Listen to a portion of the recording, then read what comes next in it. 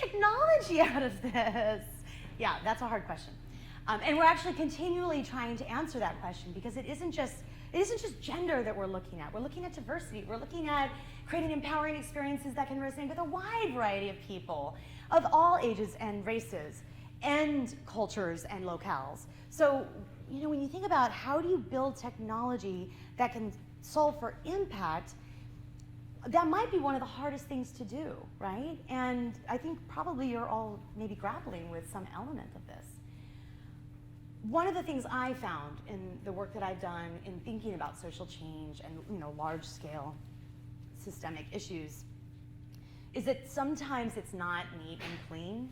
Like there are cases where it can align perfectly with what you build, and then there are cases where there's some complementarity, but you have to be able to allow yourself some flexibility to explore, because when you're talking about change, large-scale change, there's a lot of forces at play, and there's a lot of ways in which you need to measure to calibrate your performance. So when we started out with our technology, we got down to the basic core of we want to create empowering experiences through media and entertainment. And how might we do that? Well, we can serve up these experiences that are really driven by that deeper motivation of the user, reflect that user, who they are, and whatever that means, and leads to a deeper engagement because there's something that's resonating with them emotionally. So our first product in the market is a video recommendations platform that any website can embed that pulls from their library and can supplement with other video content to create a playlist that's customized for each partner and personalized for each user. And then as they interact with it, we learn what they like, and then it becomes more personalized over time. And in the background, continuously, we're thinking about all these other things. So it's in the algorithms, it's in every aspect of how we're thinking about it. But the user doesn't have to make a choice. Do I want empowering content right now, or do I just want to watch some reality TV? They want all of it. We're all multidimensional human beings. You want some things sometimes, you want other things other times. And so we're just trying to tap into what they need in that moment from wherever their starting point is. Did you want to talk about that at all? Yeah, I mean, I think, I feel like if you haven't, you must have seen recommendation systems before. You know, when you watch Netflix, when you watch whatever, people, YouTube, they give you recommendations. So frequently we get asked from a technology standpoint, how are you different? And I think it is really the core feature space that we look at that is fundamentally different. And the thing that does excite me is, you know, when Rachel was talking about, you know, Harvard did all the study and they understood long-term impact, one of the things I'm actually surprised now that I know that research is that very little of that is actually done in the digital space. So I think what we're really trying to bring in is how can you do all that on websites, on apps, versus, you know, bringing people together into a room and doing things. So I think one big way we're doing that is if you represent content in the feature space that really is human-centered, then it's much easier to understand the impact, really deliver on quality there, and fundamentally engage the user more. So I think on the surface, it looks like other recommendation systems. In the background, it's really the kinds of data we're collecting is pretty unique because of the feature space we are representing content on. And it's all contextualized. So you would imagine that you're reading an article and then this would appear at the bottom of the article, on the right rail, or in the middle of the article. It's wherever they put it. It's very adaptable. But the idea is that there's a lot going on in the background that is a little bit different from the way that other recommendation systems optimize. So they optimize for clicks.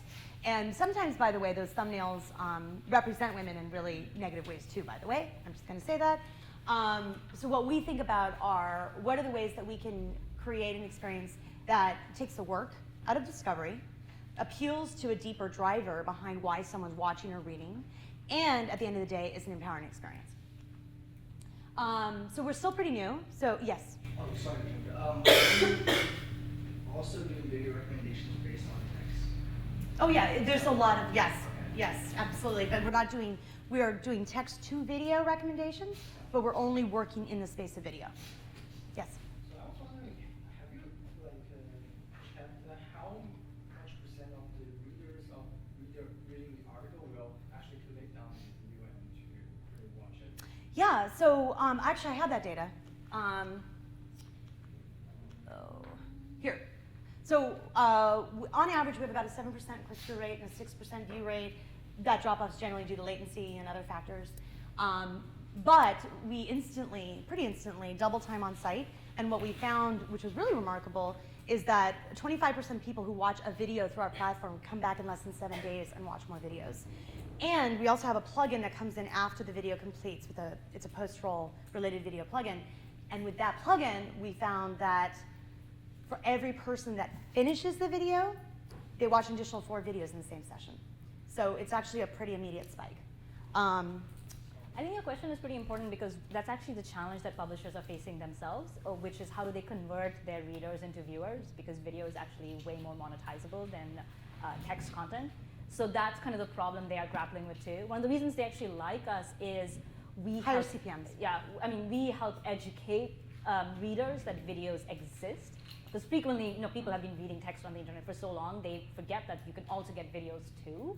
And one of the things we've been doing a really good job is because they are contextualized and interesting, once you learn that the video is there and you like it, you're more likely to remember it the next time you come. Yeah, the behavior changes. There's almost like an exponential factor happening as we're just educating people like, hey, there are cool videos here, they're relevant, you might want to watch it, and that's actually changed behavior on the site itself. Which I thought was a pretty powerful thing, because to be honest, one of my biggest fears when I started this was, what if no one clicks on video? But that's no longer the case, which is great. Yeah, mobile video is growing like crazy. We found that a lot of our partners completely got rid of their video galleries actually after using us. Because if you think about a video gallery, you have your nav bar, someone clicks on videos, and then you go into this gallery and it's like thousands of videos that you'll never have time to find, and you don't even know what you're looking for, so how do you browse? And by the way, they're all chaptered and serialized, and it's just a huge amount of work. So they just abandoned the entire video gallery, and now they're just using our platform to showcase exactly the video that the person would want in that moment.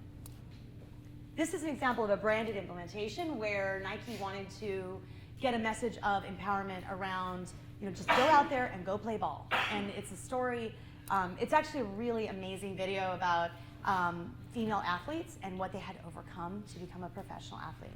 And it's a story around, basically she's saying, I just want to play ball. And so it's a way of speaking to the path and how challenging it often is. But this is, it's a branded experience that also pulls in content from YouTube, from the source, and from the brand, all in one, seamlessly unified.